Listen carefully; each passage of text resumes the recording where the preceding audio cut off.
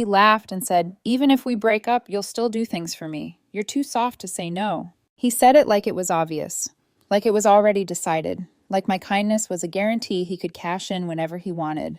I looked at him across the dinner table, the food I had cooked sitting untouched between us, and replied calmly, "If you say so." He didn't notice the shift in my voice. He went right back to his phone, scrolling, already confident he knew exactly how this story would end. That night, just as I was settling into the quiet of my apartment, my phone buzzed. Him. "I'm out of money again. Be a good girlfriend and send me $40. I need gas for work tomorrow." I stared at the screen for a full minute. My heart wasn't racing. I wasn't angry. I felt clear. I typed back, "Give me a few minutes." 20 minutes later, when he finally checked his phone and saw what I had sent instead of money, he went completely silent. And then his phone started blowing up. I'm 33 years old, and I spent 2 years with a man who mistook kindness for weakness. This isn't about money. Not really. This is about the night I finally showed him the difference between being soft and being stupid. We started dating when I was 31. He was charming, spontaneous, always had a story about his day that made me laugh. We met at a friend's birthday party and fell into one of those relationships that feels easy at first. Too easy. The kind where you don't question things because you want to believe the best. The request started small. Dinner. Gas. "I'll pay you back Friday." Friday never came, but I didn't push. I worked in software development and made good money. He worked retail management and was always between paychecks. I told myself I was just helping someone I loved. But over time, helping turned into funding, and funding turned into expectation. By the end, he wasn't asking anymore. He was assuming, confident that no matter how little respect he showed me, I'd still say yes. That night, when he asked for $40, he thought he was testing my generosity. What he didn't realize was that he was about to see every receipt of his behavior laid out in front of him. And once that happened, there was no going back. Before everything collapsed into spreadsheets and block numbers, there was a version of us that felt simple, comfortable, almost convincing. I was 31 when we met. I worked in software development, steady job, predictable schedule, good income. I've always been the kind of woman who plans ahead, pays bills early, and finds comfort in stability. Not because I lack ambition, but because chaos has never impressed me. I like knowing where I stand. I met him at a friend's birthday party. Loud music, crowded apartment, drinks being passed around too freely. He stood out immediately. Charming, in an effortless way, the kind of man who could talk to anyone and make them feel like they were the most interesting person in the room. When he started telling stories about his day, I laughed without forcing it. When he asked questions, I felt seen. We exchanged numbers that night. By the end of the week, we were already spending most evenings together. At first, the relationship felt easy. He was affectionate, attentive, spontaneous. He worked in retail management, which meant long hours and inconsistent schedules, and I admired how hard he worked despite that. He talked a lot about stress, about money being tight sometimes, about how unfair his company was. I listened. I sympathized. I wanted to be supportive. The first time money came up, it barely registered. "Can you grab dinner tonight? I forgot my wallet," he said casually. Of course, I paid. Another time he asked me to spot him for gas. "I'll pay you back Friday." Friday came and went. I didn't mention it. I told myself it wasn't a big deal. I made more than him. Relationships aren't supposed to be transactional. I didn't want to be the kind of woman who counted every dollar. I wanted to be generous, understanding, supportive. That became the pattern. Small requests at first, then slightly bigger ones. Concert tickets he swore he'd reimburse me for. His phone bill when he was between paychecks. Groceries. Just this once, rent help. Every request came with a promise. Every promise dissolved the moment the money transferred. I noticed it, but I explained it away. He was stressed. He was overwhelmed. He was doing his best. Emotionally, he gave just enough to keep me invested. He'd tell me how supportive I was, how lucky he felt to have me, how he didn't know what he'd do without me. When I questioned things, even lightly, he'd flip it into a conversation about trust. "I thought we were partners," he'd say. "I support you emotionally," he'd add. "Money isn't everything." I wanted to believe that. I wanted to believe that love meant flexibility, patience, understanding. But looking back, the imbalance was there from the start. He never offered to cover things when I was tired, never insisted on paying me back without being reminded, never seemed uncomfortable asking again, even when the last loan was still outstanding. 6 months ago, something in me shifted. Not anger, awareness. I started keeping track, quietly. Not to confront him, but to make sure I wasn't imagining things. Dates, amounts, what he said he needed the money for, whether he ever paid it back. The numbers added up faster than I expected, and when I finally brought it up, he didn't apologize. He got defensive. That was the moment I should have walked away. But instead, I stayed. Because leaving someone you care about is never as easy as seeing the red flags in hindsight. I didn't realize then that all of this was building toward one night, one sentence, one request for $40 that would finally expose what he truly thought of me. Once I started paying attention, I couldn't unsee it. The way he asked for money changed before the amounts did. At first, there was politeness, then familiarity, then assumption. The requests stopped sounding like questions and started sounding like reminders, like obligations I'd somehow agreed to without realizing it. Can you send me gas money? My paycheck's late again. I'll get you back next week. Next week never came. About 6 months ago, I finally looked at the list I'd been quietly keeping. I hadn't planned to. I just opened my notes app one night, intending to delete it, and instead I scrolled. Date after date, amount after amount. I added them up. $3,400. Paid back exactly zero. My chest tightened, not because of the money, but because of what it represented. It wasn't one bad month. It wasn't a rough patch. It was a pattern. I brought it up carefully. Not accusing, not angry, just honest. I don't mind helping sometimes, I said, sitting across from him on my couch. But it feels like it's becoming expected, and you haven't paid anything back. His reaction was immediate. I didn't realize you were keeping score, he snapped. That's really petty. Petty. That word landed harder than I expected. I thought we were partners, he continued. Partners don't nickel and dime each other. Partners pay each other back, I replied, trying to keep my voice steady, or at least talk about it. He crossed his arms. I contribute in other ways.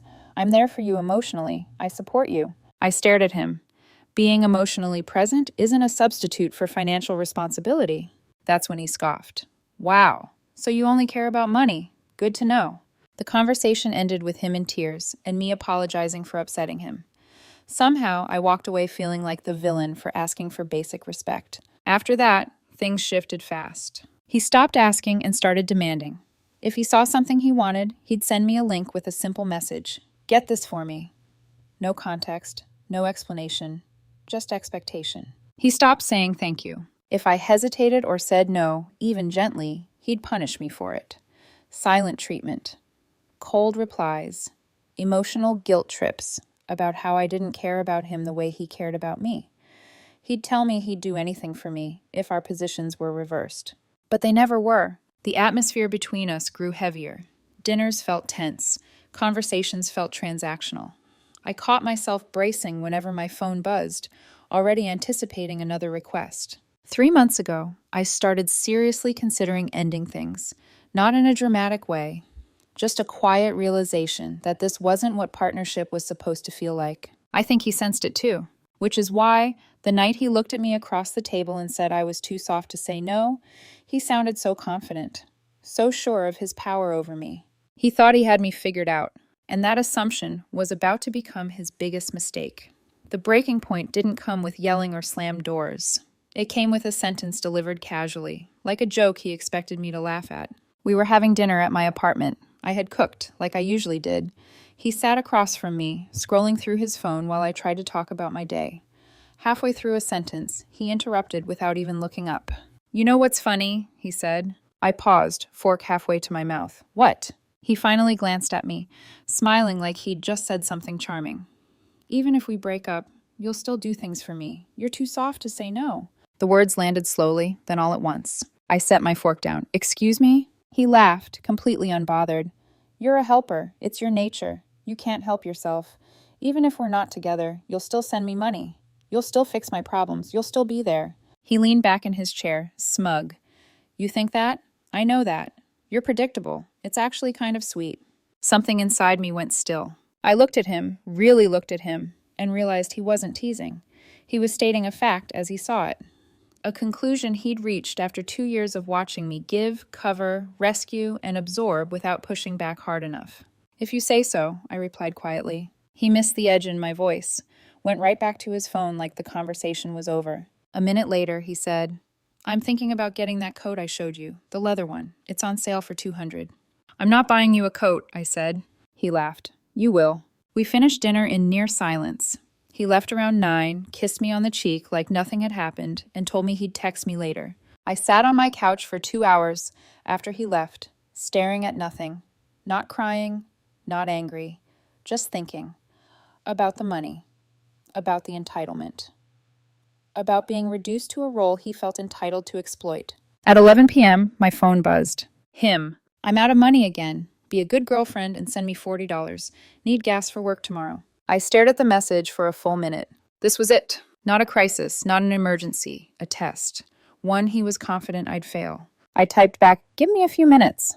Thanks, babe, he replied immediately. You're the best. I opened my laptop. For the next 15 minutes, I did something I should have done months ago.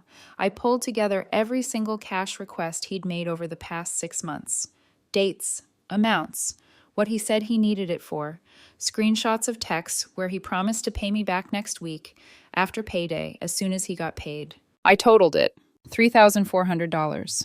Paid back, 0. I organized it cleanly, added a simple graph showing frequency over time, a second sheet showing promises versus follow-through. Then I wrote one message. Not emotional, not angry, just honest. I attached the spreadsheet and hit send at 11:24 p.m. And in that moment, everything changed. The moment I hit send, my hand started shaking, not violently, but enough that I noticed. I set my phone face down on the table and sat back, heart beating louder than the hum of my refrigerator. I felt exposed, like I'd just stepped into cold air without a jacket. For a split second, doubt crept in. Was that too harsh? Should I have called instead? Did I just throw away 2 years over a spreadsheet?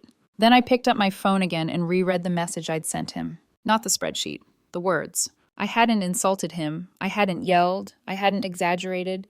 I hadn't even asked for the money back. I had simply laid out the truth and drawn a boundary. That realization steadied me. Within minutes, my phone lit up. Call after call. Missed calls stacking up so fast it looked unreal. I didn't answer any of them. I watched the screen quietly, the way you watch a storm from indoors once you know you're safe. Texts started coming through before I blocked the number. This is insane. You're really breaking up with me like this? Call me right now. I can't believe you'd embarrass me over money. I blocked him. The silence that followed was immediate and strange, too quiet, like the world had briefly paused. I didn't sleep much that night, not because I was panicking, but because my mind kept replaying the last 6 months from a new angle. Every request, every excuse, every time I'd swallowed discomfort to keep the peace. By morning, the shaking was gone. In its place was something steadier, resolve. Around 8 a.m., my phone rang from a number I didn't recognize. I almost ignored it, but answered, thinking it might be work. Hi, this is his sister. I closed my eyes for a moment, took a breath. Okay. She didn't sound angry. If anything, she sounded embarrassed. He showed me what you sent, the spreadsheet. I waited. Is it accurate? Yes, I said. Every number is backed up by texts and bank records. There was a long pause. I knew he was bad with money, she said quietly. I didn't know he was doing this to you. He wasn't bad with money, I replied. He just spent mine instead of his. She sighed. I'm really sorry. I know this doesn't fix anything, but you did the right thing. What he did wasn't okay. Hearing that from someone outside the situation made something click inside me. She continued. He wants to talk. Says he'll pay you back. He won't, I said calmly, and I'm not interested in talking. I figured, she said. I just wanted you to know. You're not crazy, and you deserve better. After we hung up, I sat there for a long moment, not relieved, not triumphant, just grounded. Later that day, an email came through. He'd found another way to reach me. It was long, emotional, apologetic in one paragraph, accusatory in the next. He said I was cold, calculated, that I'd blindsided him, that I'd thrown away 2 years over money. I deleted it without finishing, because by then I understood something clearly. This wasn't about $40. It was about 2 years of entitlement finally meeting a boundary. And once a boundary is drawn, that clearly, there's no unseeing it. Over the next few days, the situation grew louder without me saying a single word. I didn't post. I didn't vent. I didn't explain myself to anyone unless they asked directly. But somehow the story still spread, not because I was trying to control the narrative, but because he was. He started calling people, Friends, acquaintances, anyone who would listen. According to what filtered back to me, he described me as cold, controlling, obsessed with money. He said I had blindsided him, that I'd embarrassed him, that I'd turned something private into an attack. What he didn't expect was that people would ask questions. And when they did, he showed them the spreadsheet.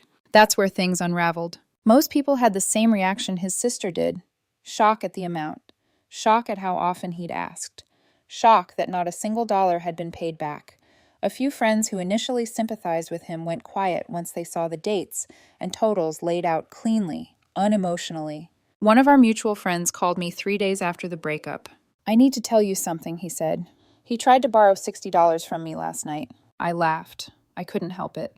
Not because it was funny, but because it was so painfully predictable. "He said his ex cut him off," the friend continued, "that he was desperate." "And when you said no?" I asked. "He got mad, said I was a bad friend."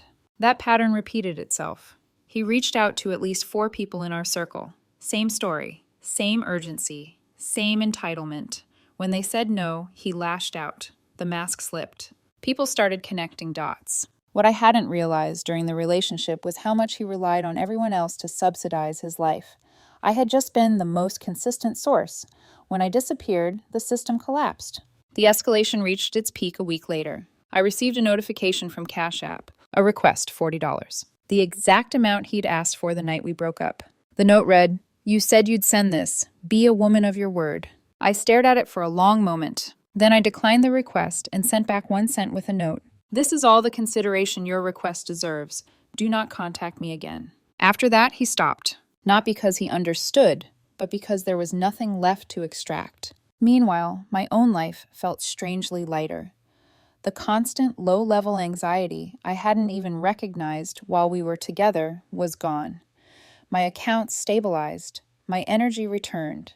I realized how much mental space had been consumed by anticipating his needs, managing his reactions, cushioning his irresponsibility.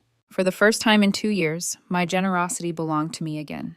But the emotional cost of it all hadn't fully hit yet. That came later, in the quiet, when there was no one left to blame but myself. The silence that followed should have felt peaceful. Instead, it felt exposing. Once the noise stopped, no calls, no messages, no requests, I was left alone with my thoughts. And that's when the weight of it all finally settled in. Not the anger, not the relief, the responsibility. I kept asking myself the same question in different ways. How did I let this go on for 2 years? At night, I replayed moments I had brushed off at the time. The first time he didn't pay me back. The way he laughed when I hesitated. The subtle shift in his tone from asking to expecting. None of it had been hidden. I had seen it. I just hadn't wanted to name it. There's a particular kind of shame that comes with realizing you were used by someone you loved. Not because you were naive, but because you were hopeful. Because you believed patience would be rewarded. Because you thought kindness would inspire responsibility instead of entitlement. I sat on my bedroom floor one evening, back against the bed, phone in my hand, scrolling through old messages I hadn't deleted yet. I wasn't looking for proof, I already had that. I was looking for the moment where I could say, this is where it turned. But there wasn't one moment. There were dozens. Small concessions I made to avoid conflict. Small discomforts I swallowed to keep the peace. Each one insignificant on its own. Together, they formed a pattern that cost me more than money. I cried that night, quietly. Not because I missed him, but because I missed the version of myself who trusted without hesitation, who didn't second-guess her boundaries, who believed being needed meant being valued. The hardest truth to accept wasn't that he had exploited my kindness.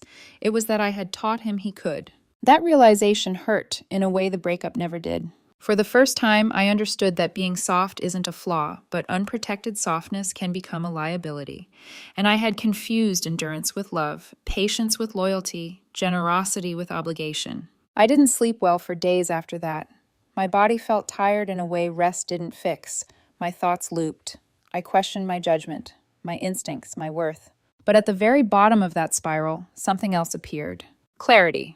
Because once you hit the point where you can no longer blame the other person alone, you're forced to reclaim your own agency. And as painful as that is, it's also where real change begins. That dark moment wasn't the end of me. It was the last night I let guilt keep me silent. The shift didn't come with confidence or certainty, it came with exhaustion. One morning I woke up and realized I was tired of replaying the same questions in my head, tired of dissecting every decision I'd made, tired of punishing myself for believing in someone who hadn't earned that belief. I sat at the edge of my bed, staring at the floor, and understood something quietly but completely. I wasn't broken, I was unprotected. There's a difference. I didn't need to harden myself. I didn't need to become suspicious or closed off. What I needed was to stop confusing access with love. I had given him unlimited access to my time, my energy, my finances, and my patience, without requiring accountability in return. That wasn't generosity, that was self-erasure. That morning, I scheduled my first therapy session. Not because I felt weak, but because I wanted to understand why my boundaries had been so easy to step over, why I equated saying no with being cruel, why I felt responsible for fixing problems that weren't mine. In that first session, the therapist said something that stayed with me. Kindness without boundaries isn't kindness, it's self-neglect. Hearing it out loud made everything click. Later that week, I met a friend for coffee. She listened quietly as I told her the whole story. The spreadsheet, the calls, the 1-cent response. When I finished, she didn't laugh or gasp. She just said, "I'm proud of you." Those words hit harder than I expected. Not because of what I had done to him, but because of what I'd finally done for myself. Around the same time, I started hearing things through mutual friends. How he was scrambling, how people were saying no, how the sympathy he expected wasn't coming the way he thought it would. One friend told me his sister had shut him down when he complained, telling him he needed to take responsibility instead of looking for someone else to blame. For the first time, I wasn't tempted to intervene. I didn't feel the urge to explain him, soften his behavior, or make excuses. I let him face the consequences of his own patterns. That was the real turning point. Not the spreadsheet, not the breakup, not the silence. It was the moment I realized I didn't need to be involved in his growth or his collapse. I started redirecting my softness inward. I rested without guilt. I spent money on myself without justification. I said no without explanation. And every time I did, the world didn't end. It expanded.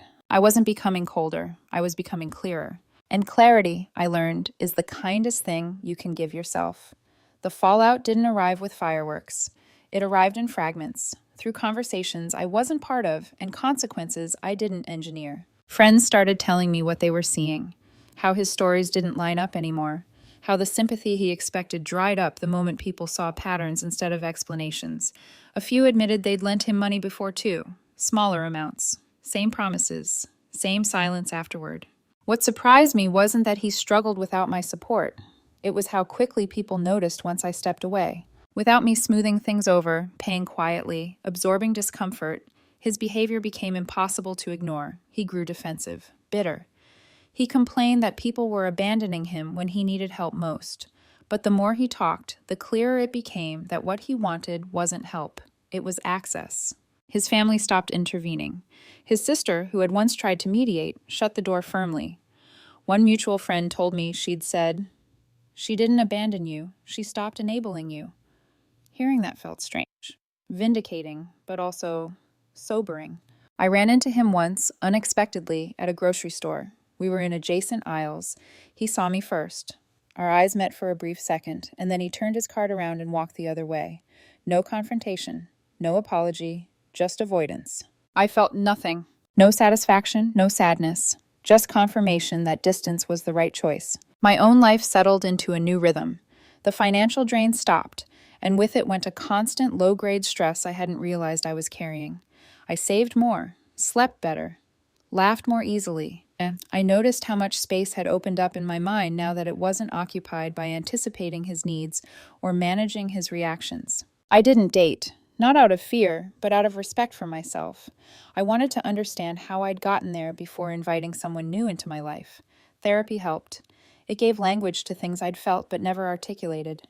It helped me see that my softness wasn't a flaw, it just needed protection. People asked if I missed him, if I felt bad, if I regretted the way it ended. I didn't, because the truth had done its work without me needing to push it. His reputation shifted not because I attacked it, but because it could no longer hide behind my silence. I didn't win, I didn't lose. I stepped aside and let reality speak. It's been 2 months now. long enough for the noise to fade, long enough for perspective to settle in. I don't hear from him anymore. Not directly, not indirectly. His name doesn't come up the way it used to. When it does, it's usually followed by a quiet pause, an understanding nod, and the conversation moves on. Whatever version of himself he tried to protect has already collapsed under its own weight. As for me, life didn't suddenly become dramatic or glamorous. It became calmer. The money I wrote off, $3,400, I made back faster than I expected. Not because I hustled harder, but because I stopped bleeding slowly in the background.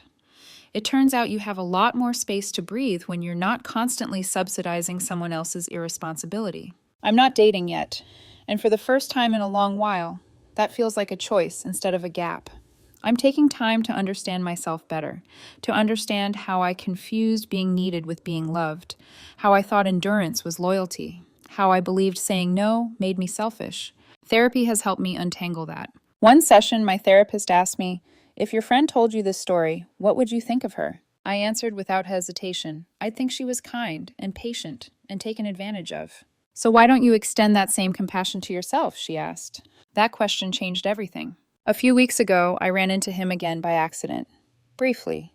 No words exchanged. He looked tired. Smaller somehow. I didn't feel powerful seeing that. I felt distant, like looking at a chapter I'd already finished reading. And that's when it hit me. He was right about one thing. I am soft. I am a helper. I do care deeply. I do want to support the people I love. But he confused softness with stupidity. He thought kindness meant unlimited access. He thought generosity meant entitlement. He believed love meant I would keep giving no matter how little respect I received in return. That spreadsheet wasn't cruel. It was clarity. It didn't punish him. It revealed him. And more importantly, it revealed me to myself. If I could go back, would I do things differently? Maybe. I might say no sooner. I might walk away earlier. But I don't regret learning this lesson the way I did, because I learned it fully. Some people will take everything you give and still ask for more. The only way to stop that cycle is to stop giving. So no, after we broke up, I didn't keep doing things for him. I wasn't too soft to say no. I was finally strong enough to walk away. And that, more than anything, is what changed my life.